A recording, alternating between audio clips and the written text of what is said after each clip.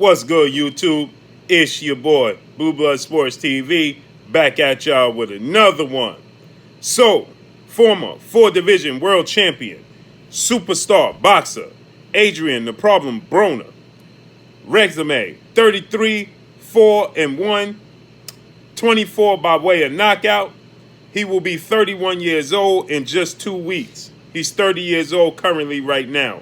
But in 2 weeks, Adrien "The Problem" Broner will be 31 years old. With that said, Adrien Broner and his trainer, Kevin Cunningham, are stating that Adrien Broner is preparing himself to go down to junior welterweight, 140-pound weight limit, and possibly take on former world champion,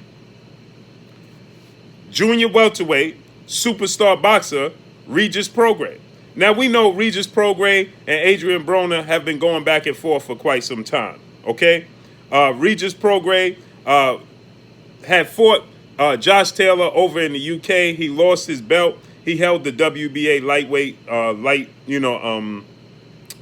junior welterweight world title, right? And the WBC interim title. So, Regis Prograis himself is 24-1, 20 by way of knockout. He himself is 31 years old. So this is a great fight. Like I said, Regis Prograis lost to Josh Taylor, and which we saw Josh Taylor become the WBA, IBF, WBC interim diamond junior welterweight unified world champion. But with that said, Regis Prograis stands 5'8", 67-inch arm reach, 31 years old. Only has one loss on his resume, that coming at the hands of Josh Taylor in his last fight. Adrien Broner, it seems like Adrien Broner is a lot older, but Adrien Broner, Regis Prograis is actually older than Adrien Broner. He's born in January. Adrien Broner is born in July. So Regis Prograis is actually a few months older than Adrien Broner. With that said, like I stated, Adrien Broner is a multi-division, 4-division world champion. He has 38 fights in his career, 33, 4-1, one draw on his resume. He lost his last fight. Last time we saw him in the ring was January 19th of 2019 when he took on legendary 8-division world champion, superstar boxer Manny Pac-Man Pacquiao. He lost that fight, unanimous decision. Adrien Broner is listed at 5'6". He has a 69-inch arm reach. So, they are very, very comparable when you compare sizes and things of that nature. Adrien Broner, unlike Regis Prograis, moved up through the divisions, right? Adrien Broner actually was a world champion at welterweight, 147. So Adrien Broner, Regis Prograis, this is a great fight. This is definitely going to, the build up for this, neither one of them is short on words. Adrien Broner or Regis Prograis, neither one of them are short on words, right? They're both, have a lot of power. They both have a lot of skill. And Adrien Broner obviously has more experience. But with that said, this is the perfect fight for both guys, right? This is a way to, for Adrien Broner, to be seen as, back in the contention, to be because a lot of people are writing Adrien Broner off. This is a perfect way for Adrien Broner, to solidify itself once again as a serious contender, right? And then you have other big fights. Maybe Josh Taylor, Jose Ramirez winner for undisputed. Maybe they don't move up immediately. Most people expect the winner, Jose Ramirez and Josh Taylor, who hold 2 and 2 belts, fight for undisputed at some point in time, move up and fight Terrence Crawford at 147. But maybe they don't. And if they do, that means the winner is going to vacate the belts. Adrien Broner fights Regis Prograis. The winner of that fight more than likely fights the loser of Josh Taylor, Jose Ramirez, for at least one of those belts that are vacant, right?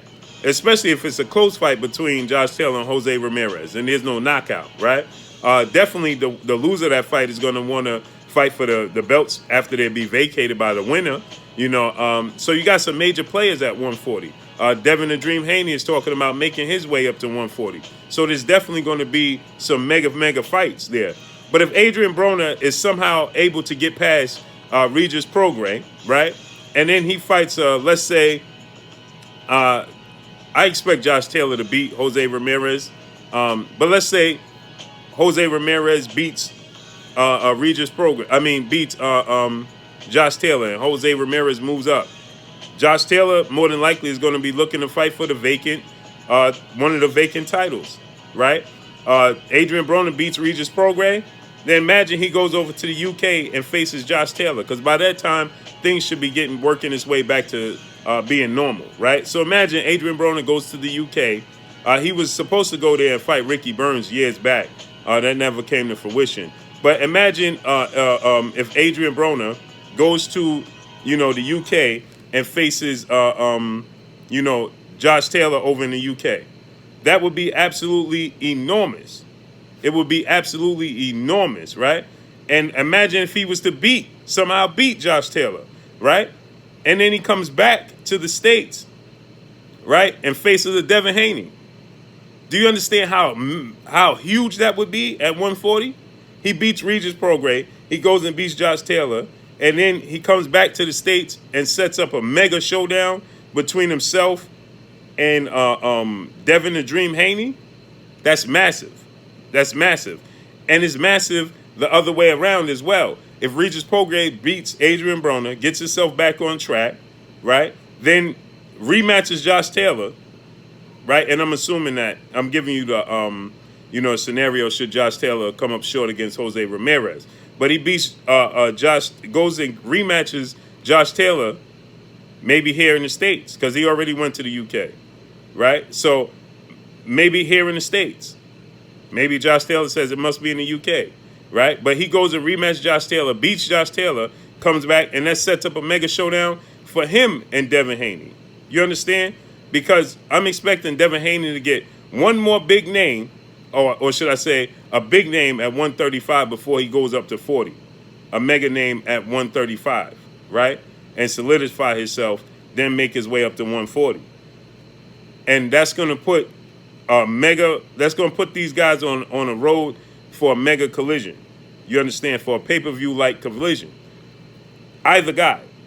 Even if it's the other way around. If Josh Taylor beats Jose Ramirez, and then Josh Taylor moves up to 147, fights Terrence Crawford, because that's what's being talked about. This seems to be the game plan by Top Rank, right? So let's say the winner, and it seems to be the game plan by Eddie Hearn and Matchroom.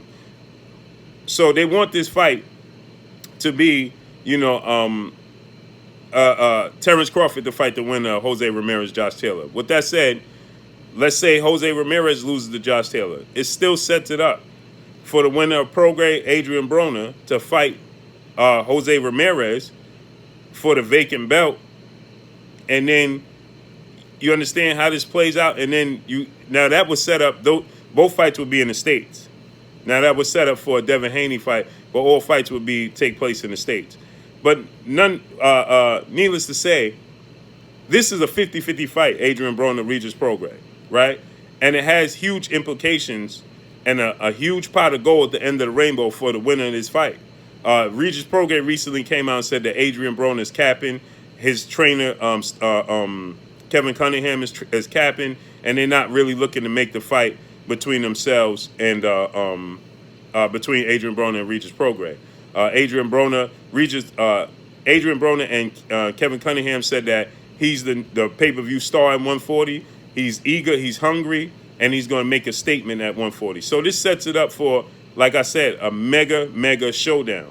And hopefully it comes to fruition. Like I said, it's a 50-50 fight. Adrien Broner at the top of his game, letting his hands go, I would favor Adrien Broner in this fight.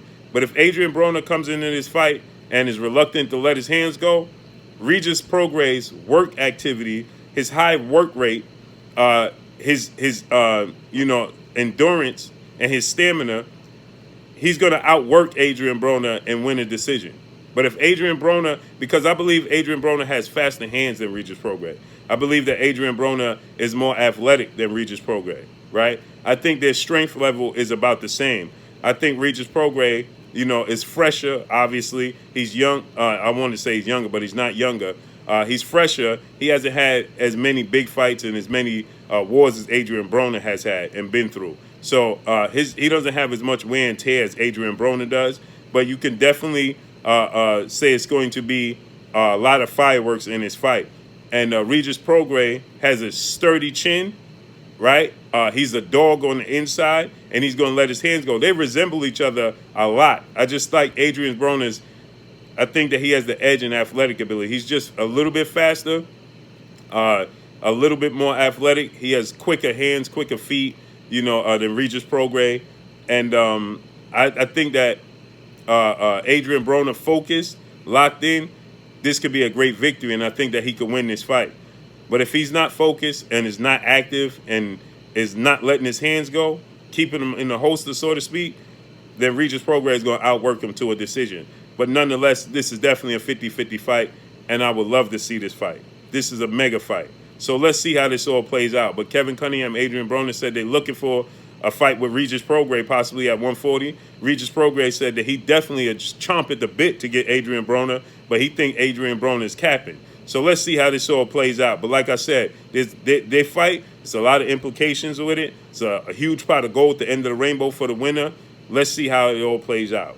But that's all I got for y'all. Y'all already know what it is. It's your boy Blue, Blue Blood Sports TV. Hate, like, comment, and subscribe. You haven't subscribed? Hit the subscribe button, hit the like button, hit the bell icon to get all the new notification. Follow me on Instagram at Blue Blood Sports TV, all one word. Y'all already know what it is. Shout out to the entire LDBC. Shout out to New Media. Shout out to Black Media Row. Make sure you like and share these videos. That's all I got for y'all. Peace.